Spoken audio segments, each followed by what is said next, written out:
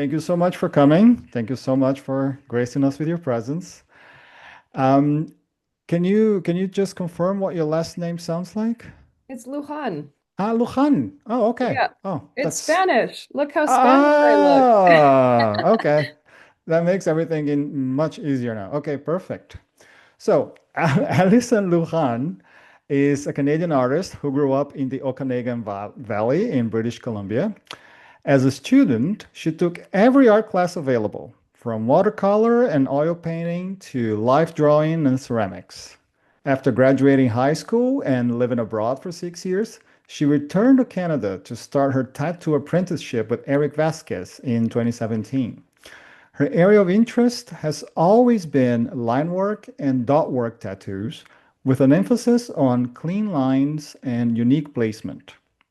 Her artwork primarily features animals and plants that inhabit a space somewhere outside the generally accepted version of reality. Allison's focus is on creating unique and meaningful pieces of art that inspire respect for the natural world and a curiosity about the worlds invisible to us. Learning from her clients and making a connection with each person is the most rewarding part of her practice. Allison operates from a completely private studio setting on an off-grid property near Apex Mountain, BC. That sounds amazing. Anyway, thank you so much, Allison. I don't want to take any more of your time, so please take it away. Sure, I'm gonna share my screen here and then go into my PowerPoint. Okay. Does that look good for everybody? Yeah. Okay. I'm not sweating at all. Okay, here we go. Hi, everybody. My name is Alison Lujan, and welcome to the power of tattoos. In this presentation, I want to take you on a journey through just some of tattooing's diverse history from around the world. And I'm going to finish by bringing us up to present day into my own studio, where I myself create tattoos for my friends and family and wonderful clients. So, of all the people watching this presentation, each of you are going to fall into one of two groups, the people who have tattoos and those who do not. So, my question to the group who does not have tattoos is why? Is there a specific reason that you do not have any? What does your family and your culture and your religion say about tattoos? So, and to those of you who do have tattoos, what stories do your tattoos tell about you? And as we move through this presentation, I want to invite everybody to open their minds to a deeper understanding of and maybe a greater appreciation for the role that tattoos have played in our larger story of humanity. So we're going to start with the little guessing game. What do you think is the oldest physical evidence we have of tattooing on human remains? How far back do you think tattooing goes? Is it 100 years? Do you think 500 years? 1,000 years? So pick a number in your mind. How far back do you think tattooing goes that we have physical evidence of? And I will tell you right now, it is 5,300 years old. And these tattoos belong to a mummy named Otzi the Iceman, and he was discovered by two German hikers in 1991 near the Austrian-Italian border.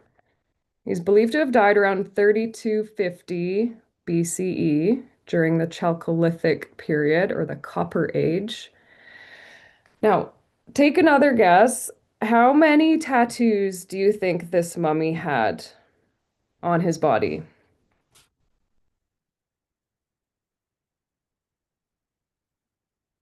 61.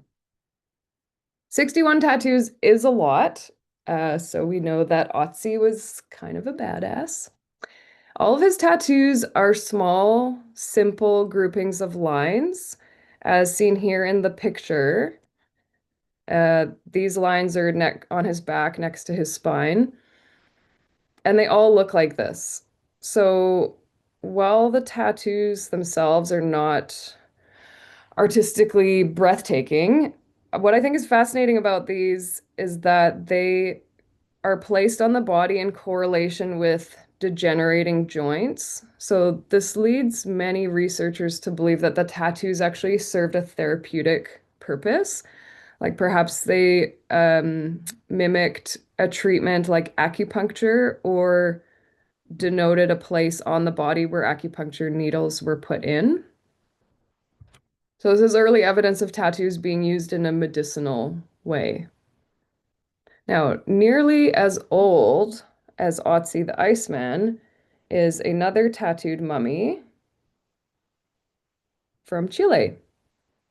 This man was found to have a tattooed dotted line across his face that created a very thin mustache, which to me proves that for as long as humans have had culture, if you fall asleep at a party, somebody will draw a mustache on your face. Now, for a lot of people that have tattoos or thinking about getting them, they worry about what the tattoos will look like when they get older, like when they're in their 70s and 80s. But what do you think a tattoo would look like on somebody that's 2,400 years old? Bam. Doesn't look great, but still holds up over thousands of years. These tattoos are very famous. They're found on Thracian and Scythian mummies from Europe. And the imagery in these tattoos is very detailed. It's ornate. It depicts, on this mummy on the left, there's an entire sleeve full of mythical animals and ornate patterns. And these tattoos I love. The one on the upper arm is actually a unicorn, and a lot of people, when they saw pictures of this mummy, went and got this specific tattoo. So it's almost like this ancient tattoo has been recycled into modern day, and I've seen a number of people that have this exact tattoo recreated, which I love.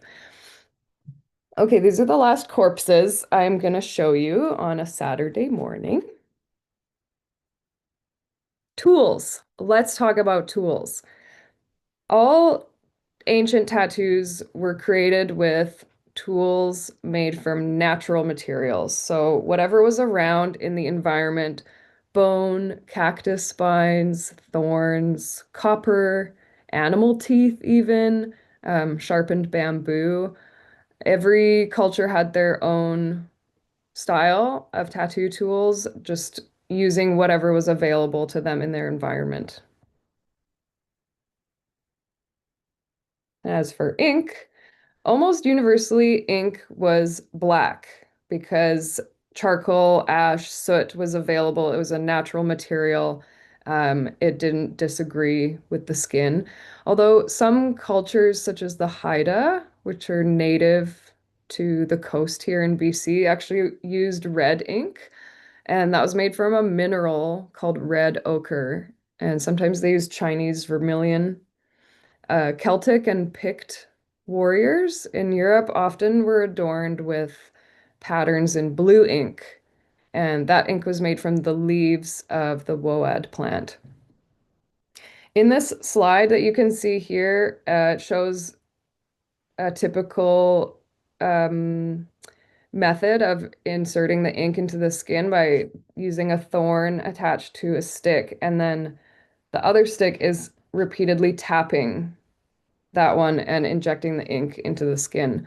And in this picture, the woman actually doing this tattoo is the oldest known tattooer. Her name's Wang Od, and she is 104 or 5, I believe. And people travel from all over the world to get tattooed by her in a small village. And she chooses the design for you. And first, she has to deem if you're even worthy to get a tattoo. She's the last of her lineage of Kalinga tattooers. And I have a tattoo client who's been tattooed by her. He said it took 2 weeks to finish his arm. So there's a it's just a slow, sacred process doing tattoos in an ancient way.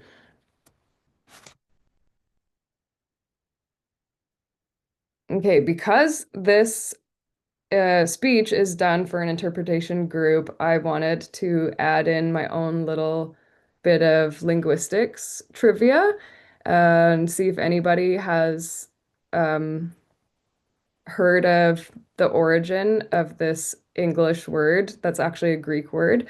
So the word is stigma, which is the Greek word for tattoo.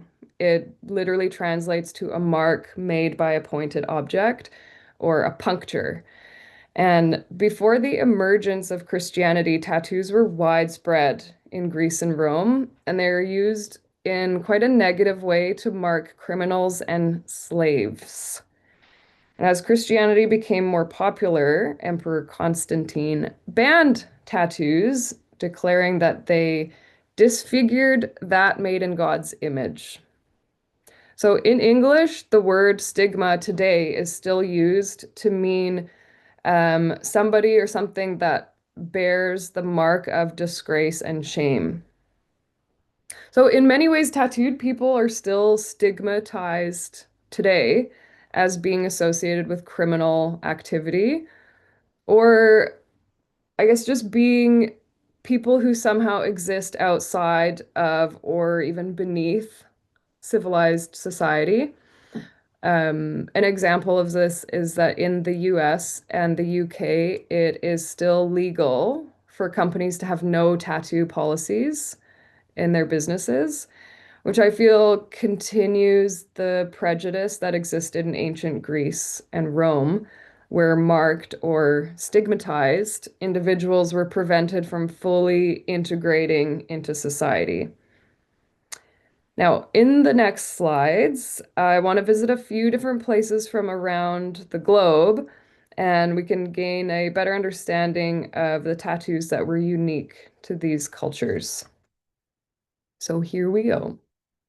We're going to start in China. In China, in the Dulong Valley, girls between the age of 12 and 15 would have their faces tattooed as part of an initiation into womanhood or into maturity. What's interesting about these tattoos is they're also believed to protect the women from being kidnapped by neighboring tribes by diminishing their appeal to captors. So they're also kind of these masks of protection. And unfortunately, or just this is part of evolution, that the practice of face tattooing in Dulong culture no longer exists.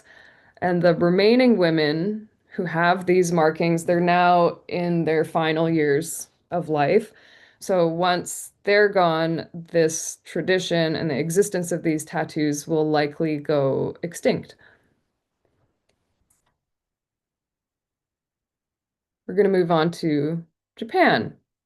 The Ainu women of Japan uh, long held practice of tattooing around their mouths and on their arms. So, what I think is interesting about both the Dulong and the Ainu is that the tattoo practice was reserved solely for women. So, it was only done by women for women. And these Ainu women of Japan began their tattoo journey at quite an early age, usually around 7 years old. And slowly over time, they would add more ink around their mouths and eventually their forearms and hands. The tattoos were made, as many of the ancient tattoos were, by slicing small incisions into the skin and then rubbing charcoal into the wounds. The purpose of these tattoos was both spiritual and medicinal, and the wearers believed that the tattoos warded off evil spirits and disease. The Japanese government outlawed tattooing in the late 1700s, and the last tattooed Ainu woman was believed to have passed away about 25 years ago. And this is something that we'll see as a recurring theme through all of these tattoos is that the traditional peoples that practiced their spiritual or medicinal tattooing. Often it became outlawed or colonizers, larger populations attempted to eradicate their rituals around tattooing. So we're going to look at a culture that is close to me here in British Columbia, Canada, on the coast, and that is the Haida. The Haida are indigenous to coastal BC, so that's quite close to where I live, about 5 to 8 hours away. And the tattoos in this culture reflect their reverence for the animals that were part of their environment. Bears, orcas, wolves, salmon, and eagles were common totems not only in the tattoos, but in their carvings as well. And many of the carvers were responsible for the designs that became tattoos. I've seen a number of Haida tattoos myself, and luckily this style of tattoo survived colonization, although barely. I have actually been asked to tattoo in this style, but I've declined because I believe that this particular type of tattooing belongs to a closed culture and should be done by somebody of Haida descent. And I mean, it's up to everybody what kind of tattoo they get, but if you're not of Haida descent, I'm not sure. Personally, I don't think it's appropriate to get a Haida tattoo unless you belong to that culture and lineage. The last culture that we're going to touch on is that of the Maori in New Zealand, or as they would call their own country, Hautaiaroa. Now, the intricate facial tattoos, I particularly am very, very interested in this style of tattoo.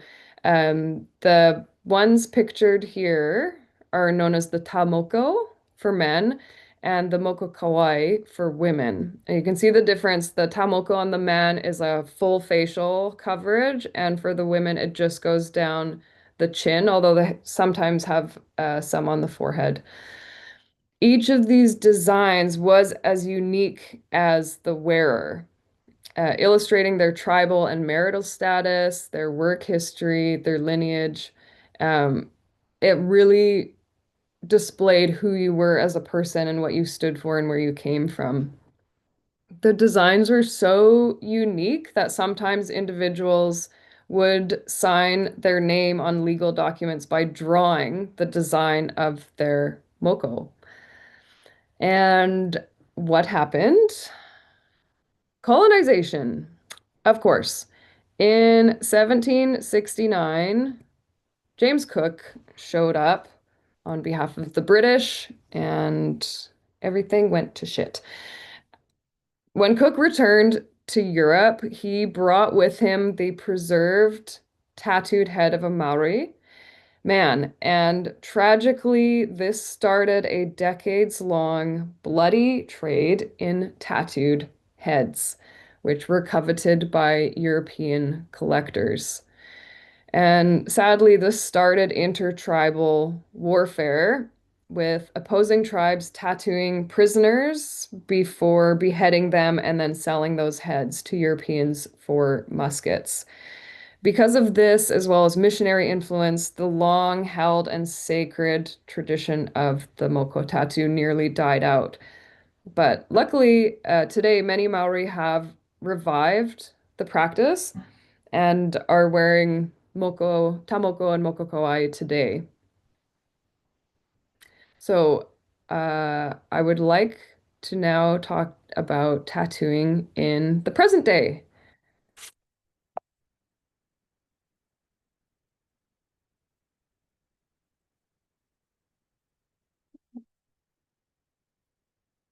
with me, boring white lady with no culture. So I have been tattooing for over 7 years, and I currently tattoo from a home studio, which is located in a rural area of British Columbia. It's called Caremias. I live on about 10 acres. My property that I have with my partner is off-grid, so all of my tattoos are technically solar powered. There's limited cell service there, which is why I had to come to town today to do this presentation. And the tattoo experience that I offer people is meant to kind of recreate an ancient tribal experience of having people come out into nature, into the home of the tattooer. And I'd like to think I'm like the designated tattooer of my tribe or my community that lives in the area. And it's meant to feel more like a relaxing retreat in somebody's home in nature as opposed to um I feel like tattooing today can feel a lot more clinical and impersonal. So I want to offer something as an antidote to that. Now, while I do not practice any kind of specific cultural tattoo tradition, I have created my own rituals and philosophy around tattooing. I guess that could be considered a personal culture because my primary intention with my clients is to create a tattoo and a tattoo experience for healing and self-expression. The picture in the background here is actually a real photo of the area in which I live.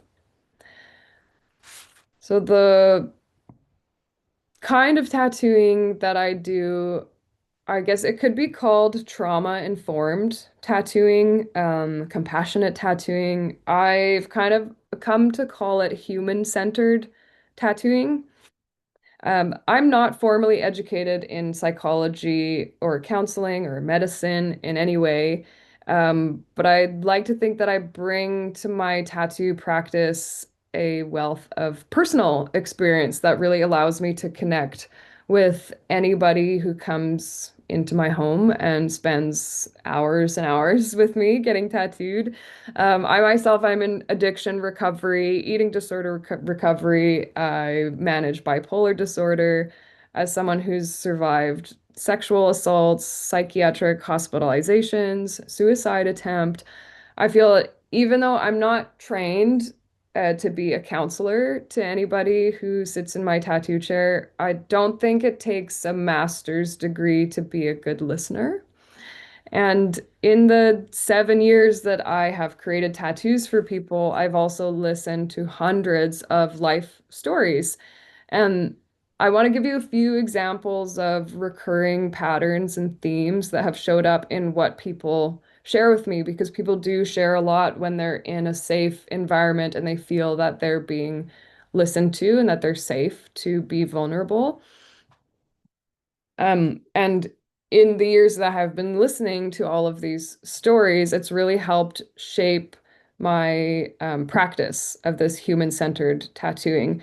Now, the reason I put a few of these books on the screen, these are books that have really influenced the way that I not only see myself, have framed my own traumatic experiences and turned them into tools for healing, but I like to continue my own education on trauma, psychology, communication, just so I feel competent when I interact with anybody. Um, so yeah, I'll share with you kind of how trauma shows up in the tattoo world and how I conduct myself in the process of creating a tattoo for people. So, something that I've noticed about clients I have who are excessively nervous and especially indecisive about their tattoo, or they're extremely passive, where they have no opinions on the drawing. They just say, yep, I love it, or whatever you want. They agree with everything I suggest, or they have zero feedback on the design when I send it to them. Essentially, these people, they come across as people pleasers. These clients, I've learned over the years that once they get in the chair, it will become apparent that they had quite traumatic childhoods. And I even had a client say to me one time years ago, it's hard for me to make decisions because when I was a kid, I could never do anything right. And this told me a lot about this type of person that is nervous and indecisive. Because if as a child you're not allowed or you're not safe to be authentically yourself, you will learn to become whatever the caregiver wants you to be or expects you to be. So a lot of people have grown up not being able to decide things for themselves, express themselves, have opinions, have likes and dislikes. They just had to be whatever their parent or caregiver expected them to be. So as adults, when they're faced with a decision like you do like this version of the design or this one, they really freeze and struggle to decide because they feel like they're going to make the wrong decision. And these people tend to be excessively apologetic, and I have to tell them over and over again that they have nothing to be sorry for when they're asking for a small thing to be changed about the design. Or even during the session, they apologize when they have to go to the bathroom, which no one should ever apologize for needing to go pee. And they seem really preoccupied with being a bad client. That they're annoying me by asking questions about the tattoo process. And it's they really make the experience about making sure that I like them, as opposed to they're there for themselves to get a tattoo and get something that they're 100% happy with because it's going to be there forever. So with these types of clients, I've learned that I have to be very communicative, that it is totally normal to ask questions. It's totally normal to make revisions to the design. It's totally normal to go pee more than once during a tattoo session that could be 5 hours long. You will have to take breaks and stretch and go to the bathroom, and that's nothing to apologize for. When I sent the design for the client to look at. When I send it to them, and if they immediately go, yep, I love it, it's great, I will take a little bit more time to say, I'm happy to make any minor adjustments. It's going on your body forever, so you have to love it. And most of the time, they'll take a day and then respond with something like, actually, there is a small thing that I want to change, but it's so small that I didn't want to bother you with it. And I look at the design for the day that I'm tattooing it, and then the client goes home and wears it forever. So they're looking at it a lot more than I am, and that's what I tell them is that you will look at it every day for the rest of your life, so you have to love everything about it. And I feel over time I've come to really stress that point with people so that they're not holding anything back just because they don't want to be seen as annoying. Yeah. I'll just want to say to everybody that whether for tattoos, whether you're receiving, a ceremonial moko kawaii tattoo that's you're surrounded by your friends and family, or if you're in Las Vegas and you just pop into a walk-in shop and get a random bumblebee because you like bumblebees. No matter how you engage with the practice of tattooing, I feel that we're engaging with an intrinsic aspect of human culture. And the way that culture is kept alive is by celebrating it. So, thank you to all of you for listening and allowing me to celebrate tattooing today. I could talk about it all day long if you let me. If anyone has any questions for me afterwards, or wants my information to connect outside of this presentation, I'm happy to give you my website and social media handles, and stick around after the talk if anybody wants to hear more. So thank you very much. Thank you. This was so lovely.